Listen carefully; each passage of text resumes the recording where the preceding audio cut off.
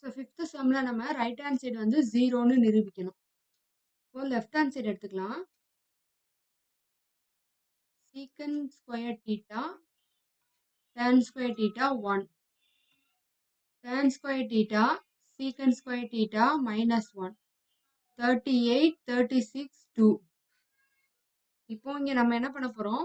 C2 இதுதான் நமக்கு என்னது C2.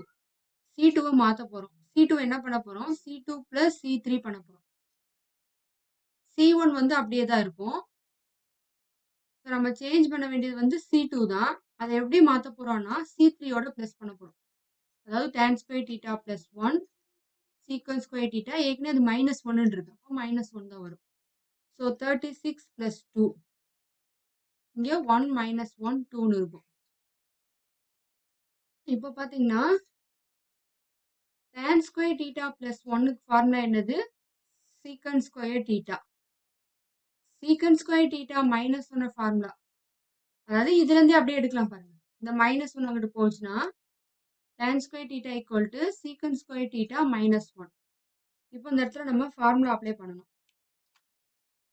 equal to secant square theta tan square theta 38. இங்கே நமக்கு என்ன வந்தது? secant square theta tan square theta 36 plus 2 38. 1 minus 1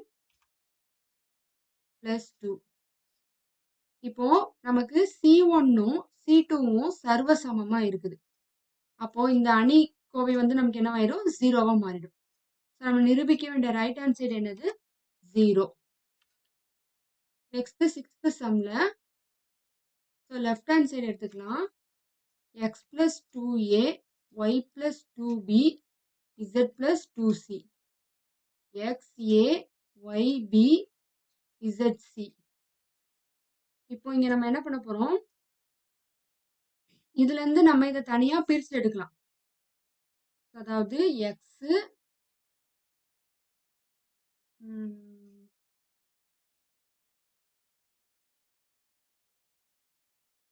அதாவது இது நம்ம எப்படி எழுதணும் அப்படின்னா x xa y yb z zc plus 2a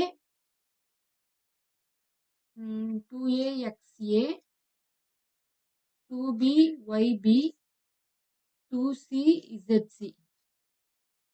இது வந்து பண்பு 7 அடிப்படையாக கொண்டு இதை நம்ம என்ன செய்யறோம்? பிரிக்கிறோம். ஸோ நீங்க புக்ல பண்பு 7 அதை ரீட் பண்ணி பார்த்தீங்கன்னா இதை நம்ம எப்படி பிரிச்சிருக்கோம் அப்படிங்கிறது உங்களுக்கு தெரியும். இப்போ இதுல நமக்கு இங்க பாத்தீங்கன்னா R2வும் R3யும் சர்வ சமமா இருக்கு. R1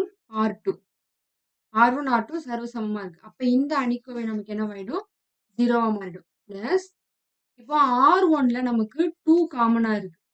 ஸோ அப்ப 2வை என்ன செய்யணும்? வெளியில எடுக்கணும். வெளியில எடுத்துட்டோம்னா ABC XYZ ABC. இங்க பாருங்க R1ம் R3யும் சர்வ சமம். R1 R3 சர்வ சமம். மேலே ABC கீழே ABC. இப்போ 0 plus 2 இந்த அணிக்கோவை 0 ஆயிடும். ஸோ 0 plus 0வில் எதை மல்டிப்ளை பண்ணாலும் 0. ஸோ அதை பிளஸ் பண்ணாலும் நமக்கு 0 தான் வரும். இப்போ நம்ம நிரூபிக்க வேண்டிய ரைட் ஹேண்ட் சைடு என்னது? நிரூபிக்கப்பட்டது. ஸோ இந்த எக்ஸசைஸ் ஃபுல்லாக இப்படி தான் இருக்கும். நம்ம கவனமாக பண்ணணும். இந்த சர்வசமம் இந்த பண்புகள்லாம் படிச்சுக்கணும். இன்னொன்று பார்த்தீங்கன்னா எதை சேஞ்ச் பண்ண போகிறோம்? C2வை தான் மாற்ற போகிறோம். C2 எப்படி மாற்ற போகிறோம்? C2வை C3யும் ப்ளஸ் பண்ணி C2 இந்த காலமை ஃபுல்லாக நம்ம மாற்ற போகிறோம். ஆனால் C1 C3 அப்படியே தான் இருக்கும். ஸோ இதை தான் நம்ம கொஞ்சம் கவனமாக பண்ணணும்.